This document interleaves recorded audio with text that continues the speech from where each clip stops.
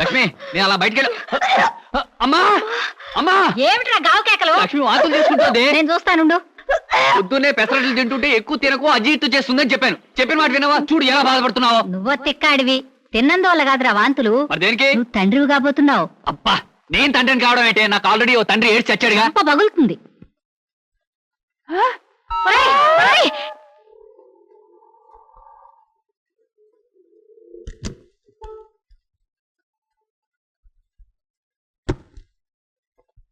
శంకరం, నాన్న మీకెన్నిసార్లు చెప్పాను నా కోసం ఇవన్నీ తేవద్దని? నీకోసం ఎవరు తెచ్చారమ్మా? లక్ష్మి నిలదప్పిందని తెలిసి కానుగ్గా ఇచ్చేద్దామని వచ్చాను. అయినా నీకోసం తేవడానికి ఏం సందర్భం ఇటు చచ్చింది గనక. ఆహా, రండి బావగారు రండి, కూర్చోండి. సీత, నాన్నగారు వచ్చారు, కాఫీ తీసుకురామ్మా. ఏడు బావగారు, శుభవార్త మీ దాకా వచ్చేసిందన్నమాట. అవునయ్యా శంకరం, నీకు శుభాకాంక్షలు చెబుదామని వచ్చాను. ఉత్త శుభాకాంక్ష అయితే లాభం లేదు బావగారు. నాకు పుట్టబోయే మనవడు నాకంటే గొప్ప సంగీత విద్వాంసుడు కావాలని కళ్యాణ నగర్లో తమరు ఘనంగా నన్ను ఆశీర్వదించాలి. అలాగేనయ్యా శంకరం, తీసుకోండి. ఏమైనా నువ్వు అదృష్టవంతుడు అయ్యా. కన్న కొడుకి ఏడాది క్రితం పెళ్లి చేసావు, తాతో కాబోతున్నావు. మరి నేను ఉన్నాను. కూతురికి ఏడాదిన్నర క్రితం పెళ్లి చేసినా నా చేతి మీదుగా ఇంతవరకు ఏ అచ్చటా ముచ్చటా జరిపించలేకపోయాను. దేనికైనా రాసి పెట్టి ఉండాలయ్యా. అమ్మా సీత, నువ్వు ఇంకా ఇక్కడే కూర్చున్నావా? 5ంటికే పేరెంటాళ్ళు వచ్చేస్తారు. అందరిలోనూ లక్ష్మికి బొట్టు పెట్టి మొదటిసారి కొత్త చీర నువ్వే ఇవ్వాలి. అలాగే అత్తయ్య గారు. కాకపోతే పెద్దవారు మీ చేతి మీదుగా ఇస్తే? పెద్దవాళ్ళం మేము చూసి ఆనందిస్తాం. పేరెంటం జరుపుకోవాల్సిన చిన్నవాళ్ళు మీరు. నువ్వు వెళ్ళమ్మా, ఈ పని నేను చూస్తాను, వెళ్ళు.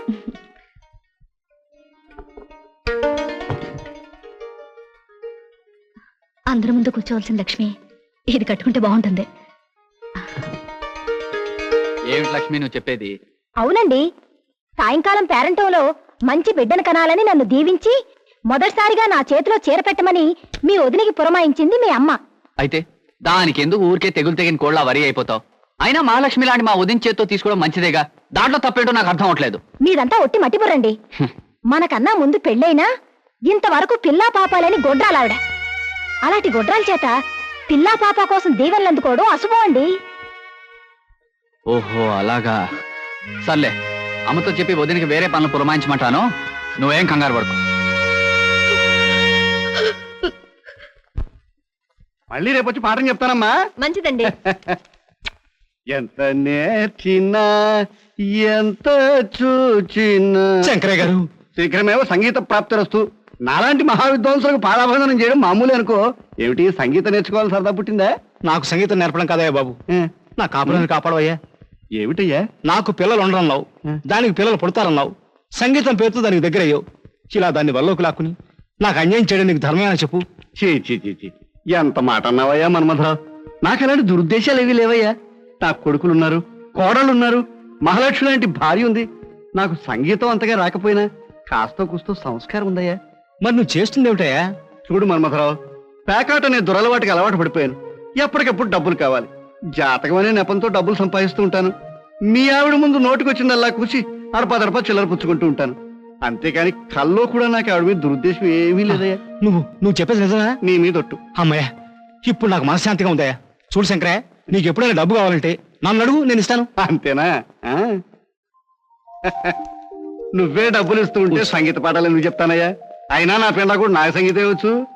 ఎందరో మహా క్లబ్కు టైం అయింది. అలాగే. నమస్కారం.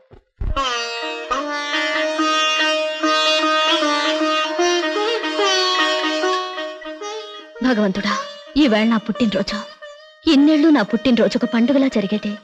కానీ ఈ పుట్టినరోజు నేనెందుకు పుట్టానో అనిపిస్తుంది. ఇక ముందు ముందు నా పుట్టినరోజులు ఎలా జరుగుతాయో ఏమిటో. అంతా నీ దయ. రండి బాబు గారు, రండి. మీ అమ్మాయి పుట్టినరోజున అషాన్ భాగంగా వచ్చారు. కూర్చోండి. సీత, సీత, ఏమిటి మావయ్య గారు? మీ నాన్నగారు వచ్చారమ్మా. నువ్వు మాట్లాడుతూ ఉండు, మీ అత్తయ్యతో చెప్పి కాఫీ పలహారాలు పంపిస్తాను. వెళ్ళమ్మా. ఈ ఇంట్లో పుట్టినరోజుకి పెద్ద ప్రత్యేకతలు ఉండవు నాన్న. మీరెందుకు ఇక్కడికి వచ్చారు?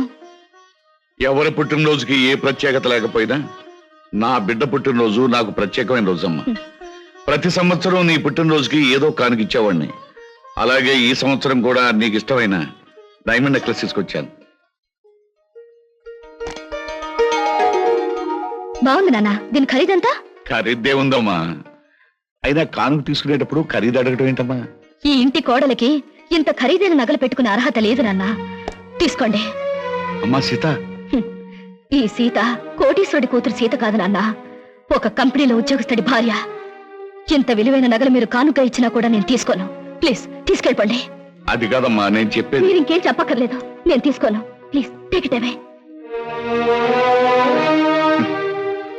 ఆల్ రైట్ బేబీ, ఇది నువ్వు ఎవరి చేత్తో ఏ విధంగా ఇస్తే తీసుకుంటావో నాకు తెలుసు. ఈ హారం నీ మెడలో వేసుకునేట్టు చేస్తాను.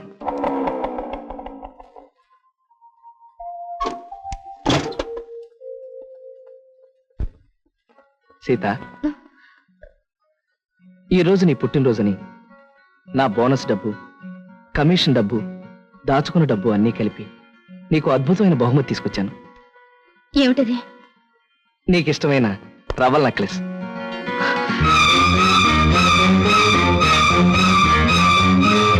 ఇది మీరు కొని తీసుకొచ్చారా?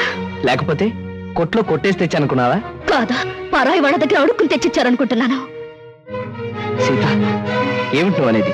ఏమండి, మీ కష్టార్జితమైన సొమ్ముతో ఒక 100 రూపాయలు పెట్టి చీర తెచ్చిన ఆనందించేదాన్ని, లేక పావులా పెట్టి పువ్వులు తెచ్చిచ్చినా నేను సంతోషించేదాన్ని. అంతేగాని సిగ్గొదిలి ఎవరో కొన్న నగలు తీసుకొచ్చి అలవాటు ప్రకారం అబద్ధం చెప్పి నాకిద్దాం అనుకుని మిమ్మల్ని చూస్తుంటే ఒళ్ళు మండిపోతుంది. ఆ హారాన్ని చూస్తుంటే నాకు అసహ్యం వేస్తుంది. సీత, నువ్వు చాలా పొరపాటు పడుతున్నావు. భగవంతుడు సాక్షిగా ఈ హారాన్ని నేను కొని... ఆపండి, మీ అబద్ధాలకు ఆ దేవుణ్ణి సాక్షిగా పెట్టడానికి సిగ్గేయడం లేదు. ప్రేమ అబద్ధం, పెళ్ళి అబద్ధం, కానుక అబద్ధం, ప్రతి దానికి అబద్ధం. మీరు మారాలనుకుని నేను మారటం నా బుద్ధి తక్కువ. చిచి, బుద్ధి తక్కువ తనం నీది కాదు, నాది. నిజమైన ప్రేమని, నిజాయితీ అయిన మనసుని అర్థం చేసుకోలేని నిన్ను నెత్తిన పెట్టి చూసుకోవటం నాది బుద్ధి తక్కువ. అనుక్షణం నా మనసును గాయపరుస్తున్నా ఓర్పుతో ఉండి నీ ప్రేమను పొందాలనుకోవడం నాది బుద్ధి తక్కువ. అసలు నీ కానుక తీసుకురావాలనుకోవడం నాది బుద్ధి తక్కువ. మనసనే అందమైన అద్దాన్ని భద్రంగా చూసుకోవడం పోయి దాన్ని బద్దలు కొట్టడమే జయంగా పెట్టుకున్న నిన్ను ఆ భగవంతుడు కూడా క్షమించడు. అమ్మా సీత, ఎన్ని పంతాలు పట్టింపులు ఉన్నా పుట్టినరోజు నాడు మీ నాన్నగారు స్వయంగా తీసుకొచ్చి ఇచ్చిన కానుకని కాదనకూడదమ్మా. ఆయన ఇస్తే తీసుకోలేదని మా చేత్తో ఇమ్మన్నారు. తీసుకోమ్మా.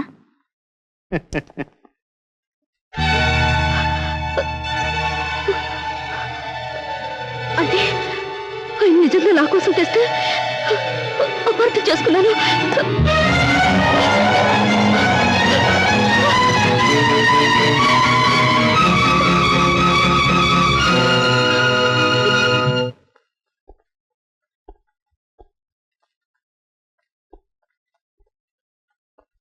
ఏమండి? ఎవరు? ఏమ్మా? ఒకసారి ఫోన్ చేసుకోవాలి. దాన్నే ఉందమ్మా, చేసుకో.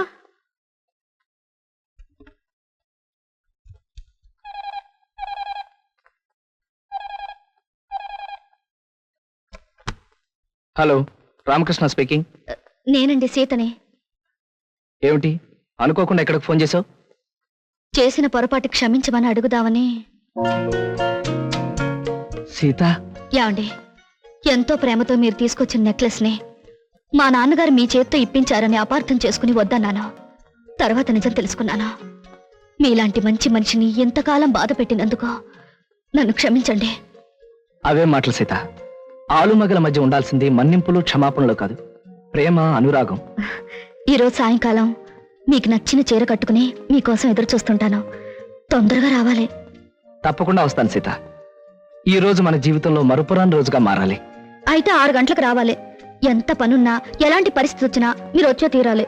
లేకపోతే నా మీద ఒట్టు. తప్పకుండా వస్తానుగా.